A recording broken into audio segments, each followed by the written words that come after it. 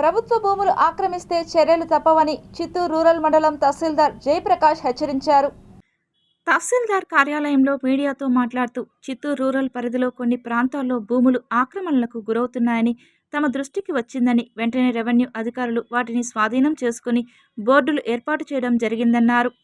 Chittoor rural సరిహద్దు ప్రాంతాల్లో gravel తవ్వకాలు జరుగుతున్నట్లు సమాచారం అందడంతో రెవెన్యూ సిబ్బందిని అప్రమత్తం చేసి మైన్స్ అధికారులకు అప్పజెప్పడం ఆక్రమణలకు జరిగిందన్నారు. జిల్లా కలెక్టర్ ఆదేశాల మేరకు చిత్తూరు రూరల్ మండలంలో ఆక్రమణలకు గురైన భూములను స్వాధీనం చేసుకుని సంబంధిత వ్యక్తులపై కేసు నమోదు చేసినట్లు తెలిపారు. ఎవరైనా ప్రభుత్వ భూమిని ఆక్రమిస్తే చర్యలు తీసుకుంటామని హెచ్చరించారు. కొండపల్లి రెవెన్యూ గ్రామంలో మరియు పక్కన నరిపల్లి రెవెన్యూ గ్రామంలో ఎక్స్ కార్పొరేటర్ అతను భూ కబ్జా చేసే విషయంగా మాకు పై అధికారుల నుంచి సూచనలు ఉన్నాయి. పై అధికారులు సూచనలు సుమారు ఒక 1.5 వారం ముందు 10 రోజుల ముందు